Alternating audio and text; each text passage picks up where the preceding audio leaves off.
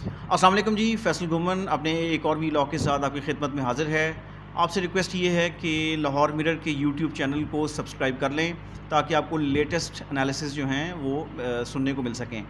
ناظرین، ایک بہت امپورٹنٹ ڈیولپمنٹ یونائٹڈ نیشنز کے پارٹ پہ یہ ہے کہ یونائٹڈ نیشنز کا جو ورلڈ فوڈ پروگرام ہے اس کی ایک ٹاپ آفیشل نے آج ایک امپورٹنٹ بات کی ہے جس میں انہوں نے گلوبل فوڈ شارٹیجز کی بات کی ہے یوکرین اور رشیا کی وار کی وجہ سے۔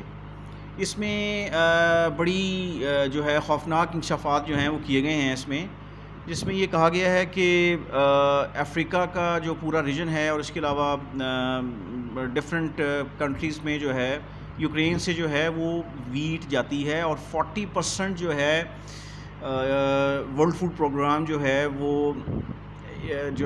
یوکرین کی جو گرینز ہیں اس کے اوپر ڈیپینڈنٹ ہے، جو کہ وہ مختلف ملکوں میں سپلائی کرتا ہے۔ اب یہ جو فوڈ شارٹیجز ہیں اس وار کی وجہ سے ڈفرینٹ کنٹریز کو جو ہے ڈی اسٹیبلائز کر رہی ہیں، پروٹیسٹ شروع ہو چکے ہیں۔ آپ کو پتہ ہے کہ ہر انسان جو ہے اس کے ساتھ کھانا پینا جڑا ہے۔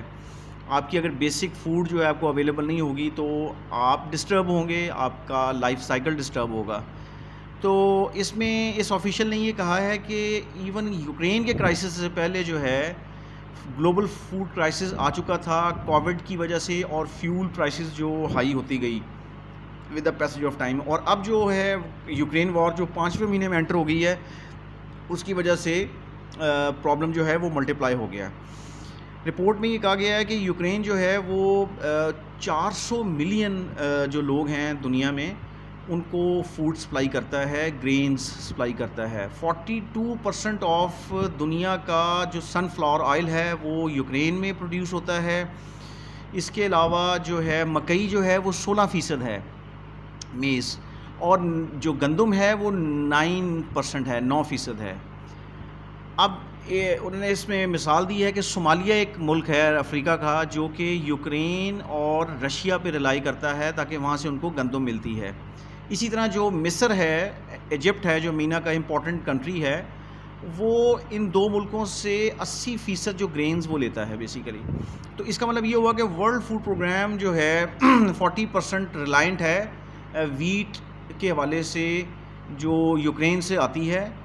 اب اس میں اس یوکرین وار کی وجہ سے جو ہے $70 ملین کا کی صرف ٹرانسپورٹیشن جو ہے وہ ایڈ ہو گئی اس میں یوکرین سے، یعنی جو ورلڈ فوڈ پروگرام خرید کے آگے ڈسٹریبیوٹ کرتا ہے۔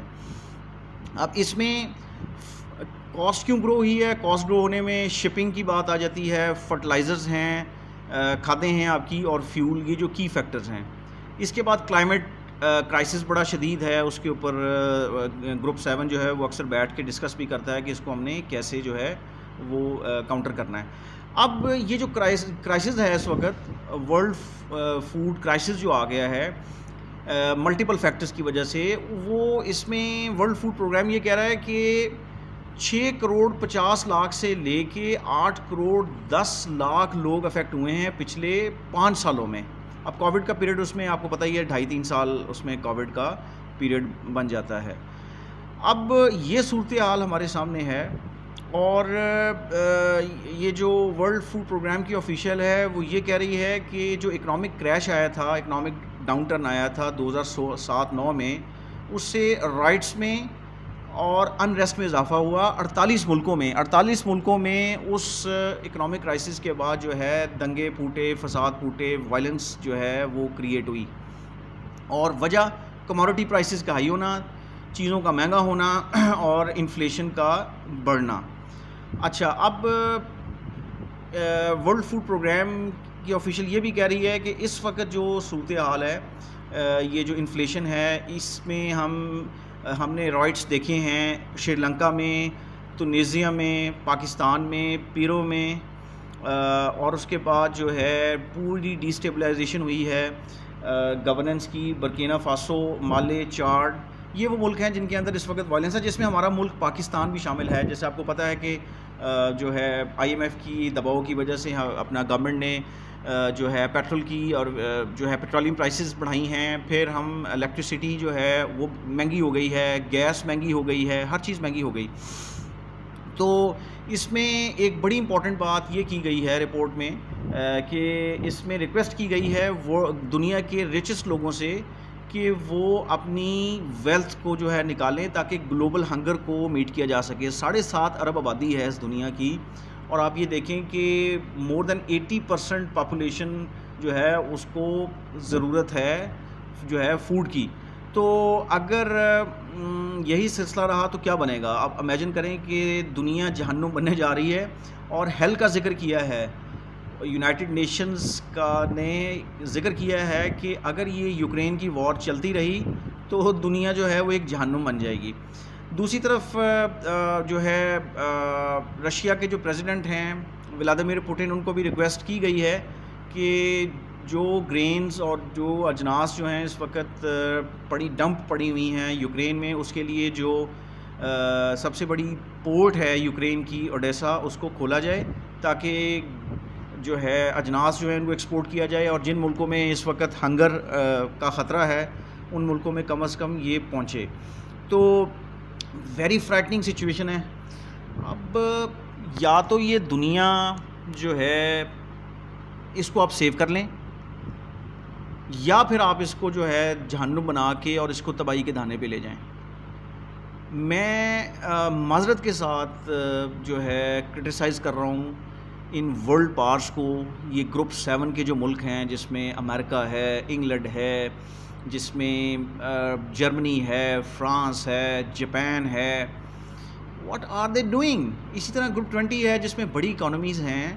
فار گاڈ سیک دنیا کو بچا لیں. جس دنیا کو لے کے آپ نے چلنا ہے اس کے اندر آپ اگر مطلب لوگوں کو، ملکوں کو جو ترقی پذیر ملک ہیں یا ترقی جو تھرڈ ورلڈ کنٹریز ہیں جو ڈیٹس میں پھنسے ہوئے ہیں، اب اگر وہ ڈیٹس میں تو آلریڈی پھنسے ہوئے ہیں تو اب آگے ان کو آپ ہنگر کی طرف لے کے جا رہے ہیں، تو یہ تو وائلنس کریٹ کرے گی. اور یہ چیز ابھی تو خیر ہم پاکستان میں ہم دیکھتے ہیں کہ ڈسپائٹ دس انفلیشن جو ہے پروٹیسٹس اس لیول پہ نہیں ہیں، لیکن ایک ٹائم آئے گا کہ پاکستان جیسے ملکوں کے اندر بھی اس طرح کی وائلنس ہو سکتی ہے جیسی وائلنس ہم جو ہے افریقہ میں دیکھ رہے ہیں یا مڈل ایسٹ کے کچھ کنٹریز میں دیکھ رہے ہیں. تو افریقہ ریجن تو اوورال جو ہے آپ کو پتہ ہی ہے اور ہمیں بھی پتہ ہے، سب کو پتہ ہے کہ وہ زیادہ ولنریبل ہے فوڈ شارٹیجز کی وجہ سے. تو humanity is at its great risk. مطلب لوگ مریں گے خدا نہ خواستہ ہنگر کی وجہ سے، تو وائلنس کریٹ ہوگی، پروٹیسٹس ہوں گے.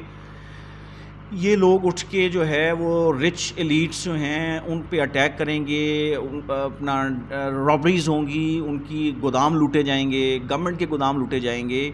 تو اگر اب یہ ایک اپیل آئی ہے ورلڈ فوڈ پروگرام کی ایک ٹاپ آفیشل کی طرف سے، اور یونائٹڈ نیشنز جو ہے اس میں وارن کر رہا ہے بار بار کہ گلوبل فوڈ شارٹیج جو ہے یہ ایک انٹرنیشنل کرائسس ہے جس کو میٹ کرنے کے لیے جو ہے وائلنسز جو ہیں، کانفلکٹس ہیں، ان کو کم سے کم کیا جائے.